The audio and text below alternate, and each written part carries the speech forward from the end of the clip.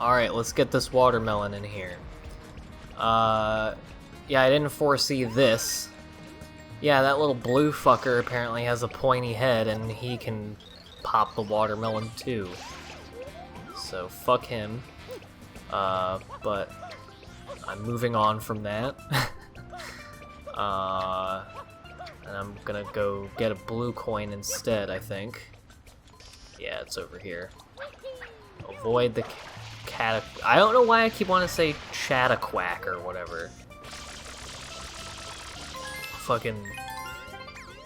It's like duck incels or something. I think it's because Cataquack makes me think of Chappaquiddick, and so I don't know. I guess you wouldn't think that a Mario enemy would invoke images of Ted Kennedy's car crash in my mind, but here we are anyway. But yeah, this is the method of doing the Watermelon Festival that I found to be effective, is going down this way. I found a very goofy, like, tutorial slash let's play video of a dude from, like, 6 years ago doing this. And he insisted that he was, like, the first person to figure out that you could go down this way, and I'm like, I'm absolutely certain that that's not true. And he was like, but I think this is the way that Nintendo intended you to do it. And I was like, I'm sure that, you know, the CEO of Nintendo did, in fact, look at this method and was like, oh, this is the superior way to complete the Watermelon Festival. So, but yeah, you just gotta watch out for the Chappaquiddics and make sure that they don't fuck your shit up. And yeah, bada boom, bada bing. It just takes a lot of time because I am nervous and the quacks are amok. So yeah. And I don't have anything interesting to say about slowly pushing a big watermelon for 2 minutes, so yeah, nip this in the bud right now, get that fucker out of the way.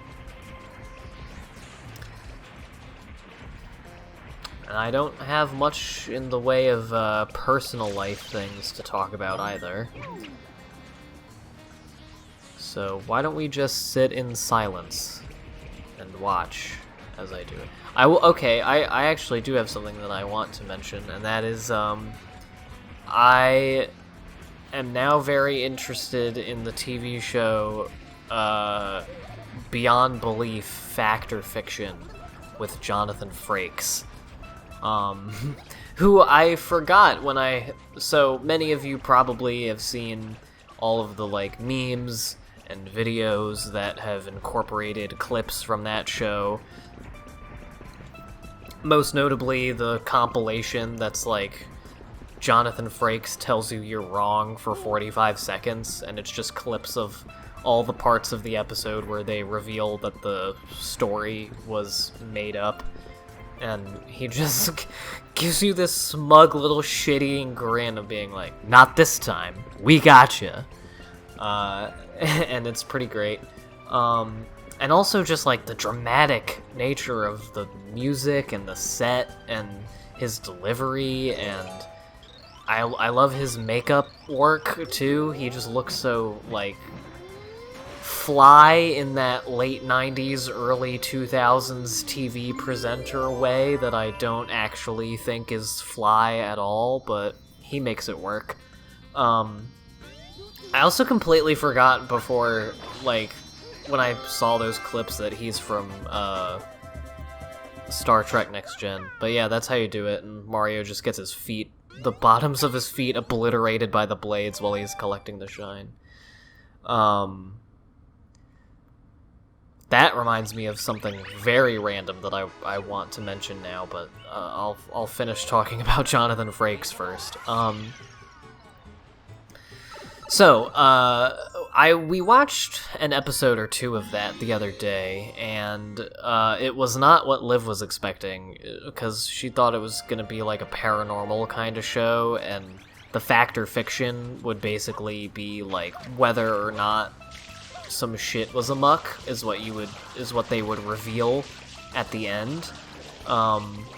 And in reality, the show is just, which is what I figured it would be, is just, they have these scripted scenarios, usually of, like, weird things happening, but, you know, paranormal or not is kind of not the point. And it merely is just asking, like, whether or not this story is a story that someone has actually said happened to them, or if it's just a script that the writers wrote. And I gotta say, I think that's kind of less interesting, because it's literally just like, oh yeah, a story similar to this was recorded in Dickelstown, West Virginia. And it's like, okay, cool. So someone said that they had a dream that their bus was gonna, like, the bridge was gonna give out on their bus route, and so they, like, told the guy to not drive the bus there, and then they didn't, and then those guys got fired, and then the bridge gave out. And, like, that's cool, I guess, but, like, the actual interesting questions of, like, whether or not this was a premonition or whatever, which I guess to me wouldn't be super interesting, because the answer is most likely just no, it's just, you know, he had a dream and whatnot. But that's still, like, as far as sort of sensationalist TV goes, to me that would be the interesting question to ponder, not just whether or not someone actually says this has happened to them, or if it's just a random fucking story that they wrote. So yeah, and I have mixed feelings on that.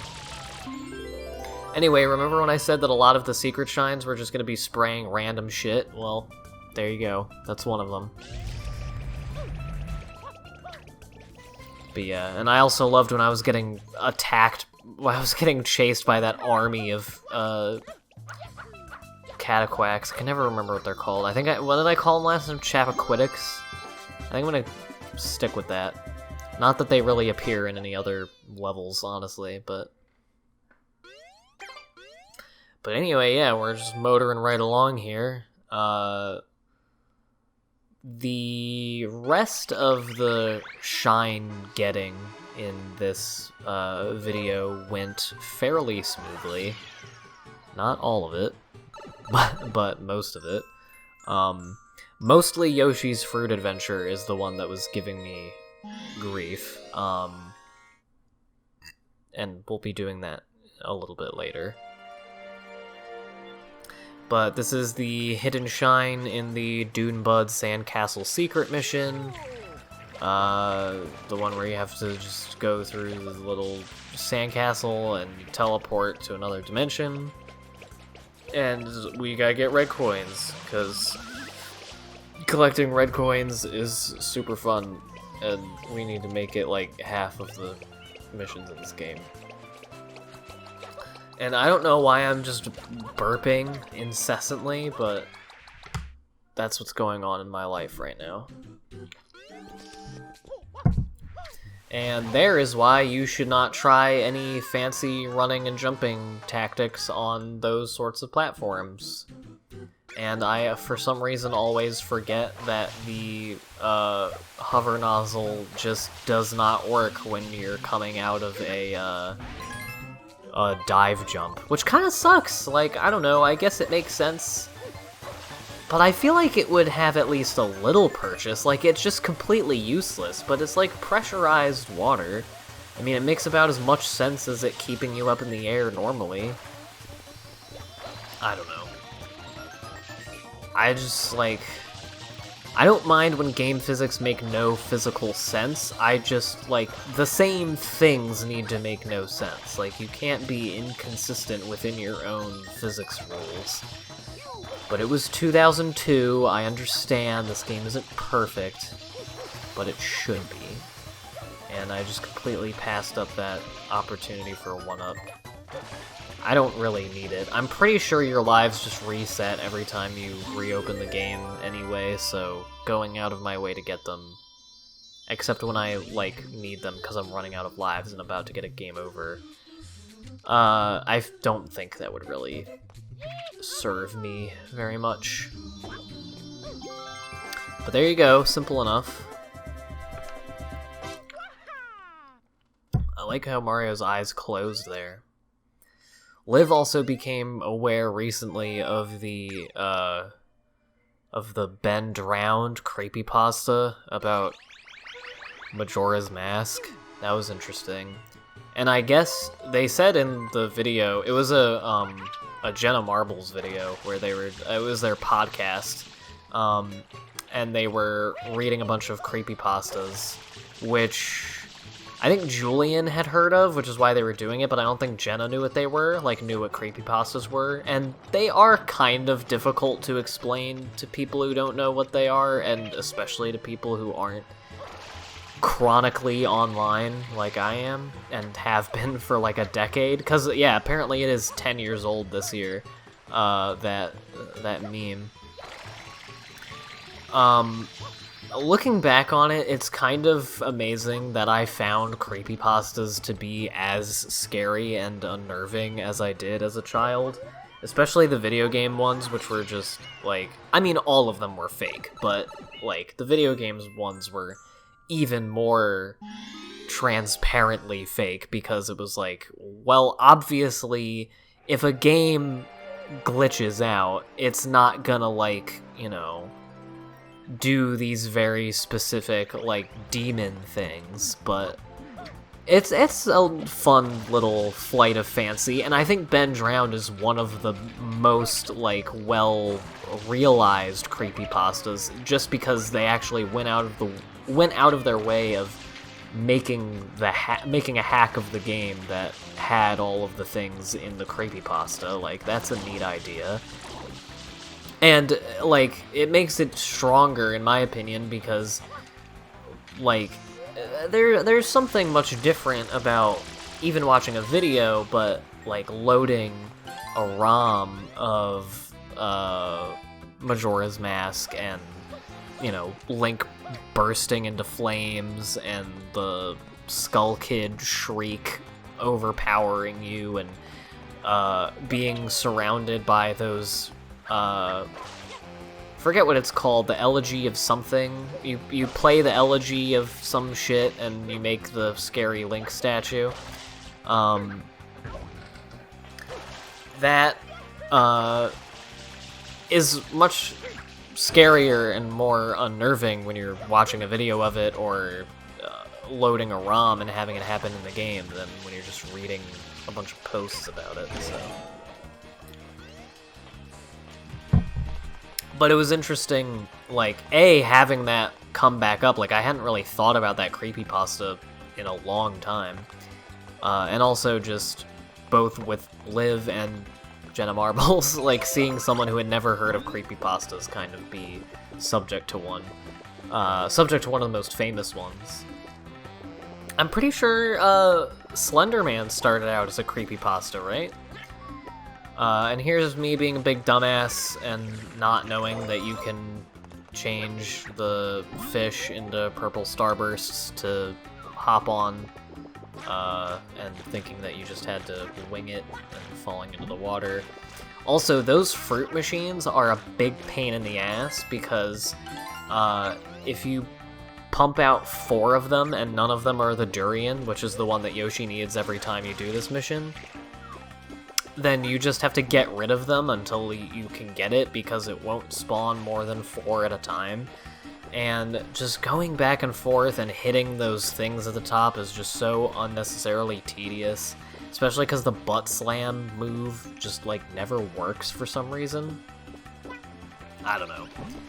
And also, of course, there's the added thing that I've mentioned a million times by now, that I am not a huge fan of how Yoshi controls.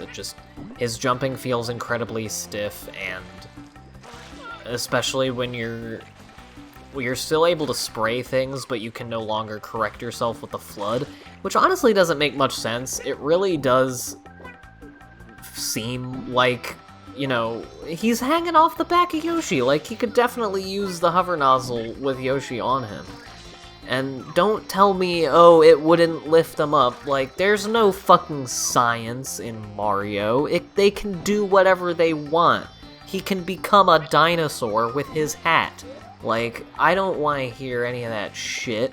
If it makes the game harder for no reason, then it's stupid, and you have to give me a reason, and it can't be, well, we decided that the laws of physics apply here. And, like, you can still do the barf, like, just make it that you can't spray, but you can still use the FLUDD. Or have Yoshi just, like, you know, shoot out a bunch of pressurized fruit juice out of his cloaca, and that's your hover nozzle. Like, there are ways to get around this, Nintendo.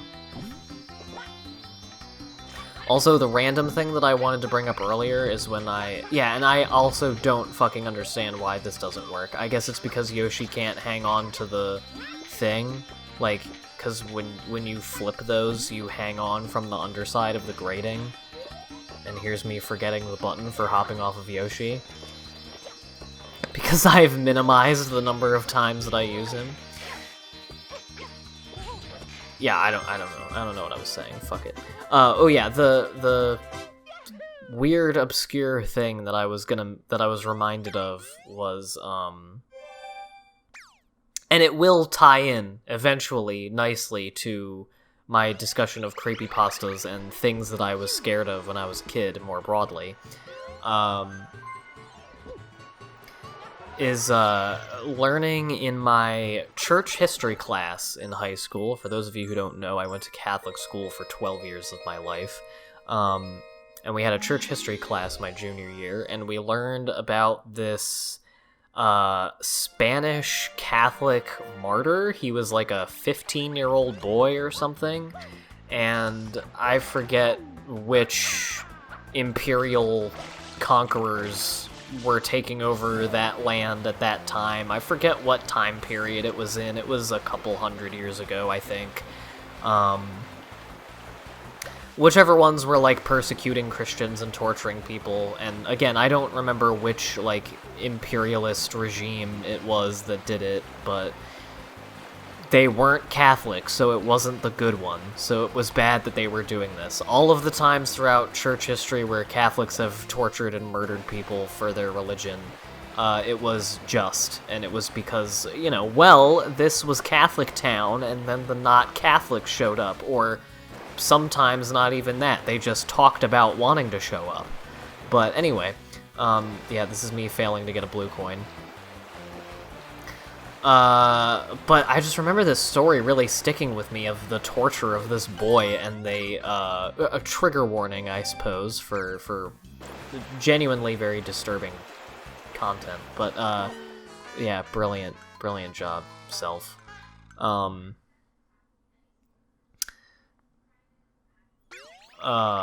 Shit, what am I talking about? Oh, yeah, sorry, I was getting distracted by the video game that I'm playing in the video you're watching.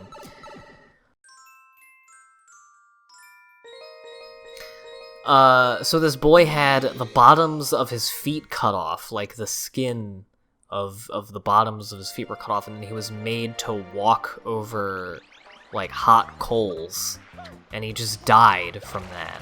I guess from shock, pain, blood loss, who knows, but he died of being Catholic, and yeah. That was a problematic class, to say the least. There was this whole thing about my teacher of that class. My teacher of that class was talking about how, like, yeah, American imperialists and colonists slaughtered the Native Americans, and yes, the Spanish Catholic conquistadors slaughtered the Aztecs, but, like, some of them were doing, like, human sacrifice, and some Native American tribes also did, things that by modern standards would be considered inhumane, and it's like, yeah, but the problem with the conquistadors wasn't that, what they were doing is arcane and not acceptable now. It's the fact that at the time, they had no right to the land, and they took it. Because they were just like, well, our form of, archaic, backward tradition is completely different and better than yours. At least the Native Americans had a better approach to, like, land and stuff than, I don't know. But yeah, that class was all kinds of things. But that kind of, the segue was that it was reminding me all in that one little thing of me noticing Mario's feet on the blades. My brain did like a million little connections, which is why it's impossible for me to talk about anything, because it's happening all the time. It went from thinking about that to thinking about all of the Christian films I watched in school, and I gotta say, my Christian filmography is quite expansive due to that. I've seen a hefty amount of propaganda, and one of my least favorites when I was a kid was they had these direct-to-video 2D animated, like, 30-minute, I guess you'd call them specials.